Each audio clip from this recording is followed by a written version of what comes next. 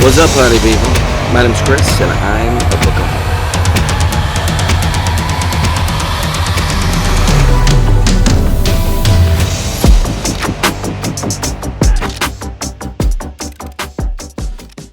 We're going to talk about one thing today, and it'll be fast, but it's worth it. Dan Simmons, Summer of Night. I recently finished this, and it's been sticking with me, and so I figured I would just spend a little bit of time talking about why this book was so stinking awesome.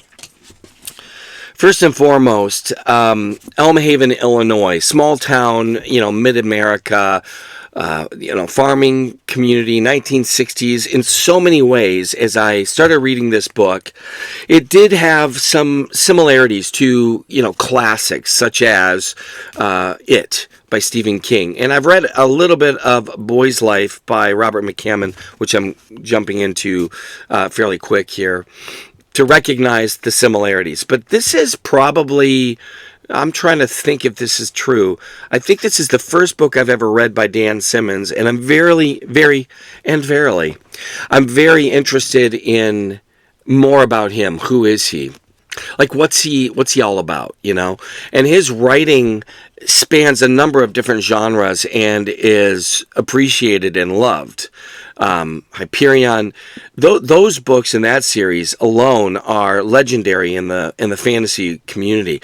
But he has all of these other books that are in a variety of different fields, everything from Black Hills to mysteries, horror, that kind of stuff. But this is a coming of age horror story taking place in small town America, and for me, I am a sucker for, one, coming of age stories, and two, anything that's in a small town in, mid-America with farming communities or even Native American presence, having grown up in the Dakotas.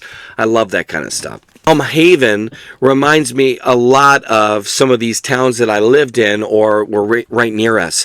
And in fact, it's interesting because the school is almost a character in this story. And there's been a number of stories over the years that the building, the house, becomes a part of the story in a very profound way. I mean, all you have to do is think of The Shining, and you know exactly what I'm talking about.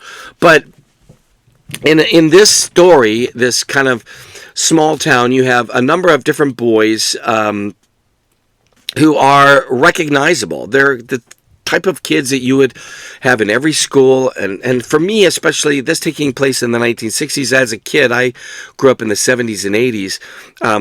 There's so many things that I recognize. They're riding around town on your bicycle until late at night. You get up in the morning and then you go and just go out and you're hanging out with your friends all day, whether it's baseball, or it's, going to the pool, or it's, coming together as a community for the big parades or the free movie nights or whatever it might be. This story has all of those kind of recognizable moments in a small town. Without digressing too much, but I mean, as I was reading through this story, I was thinking about a little town I lived in North Dakota as a small boy, and you can almost taste and feel the town. Just even little things like that concern and that worry of something under the bed. It's interesting because that concept, that terror, is so universal that all you have to do is read about a little kid wanting to have the light on at night, and you're like, oh, yeah, I remember that, or I recognize that. There, in the book Cujo by Stephen King, there's a really descriptive moment of that early on where the boy is terrified that there might be something under the bed or in the closet. These are themes that classic horror writers love to expound upon. And I think Dan Simmons did a pretty amazing job because that shows up later in the book, that idea of the fear of what might be in the house or in the basement or under the bed or whatever. And so if you love those kind of like horror moments, this is a phenomenal book for that.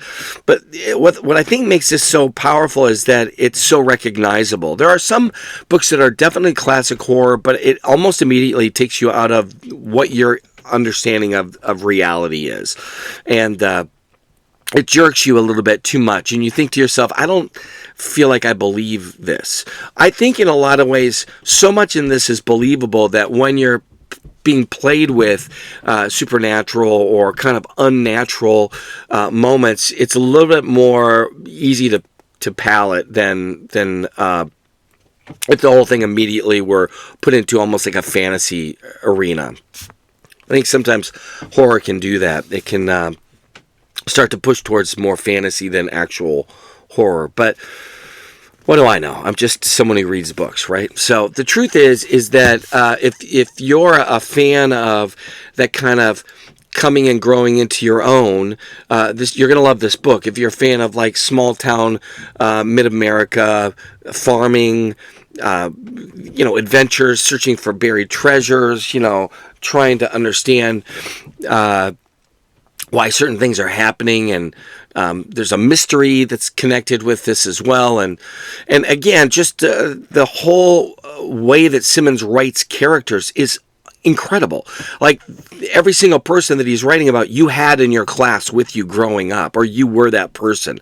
And there's certain characters that you are so in love with and endeared to, and Simmons is not afraid to ruin those people and ruin you as a reader. So all that to simply say, I'm a big fan of this book. I felt like it was not only worth my time, but certainly worth me recommending to people.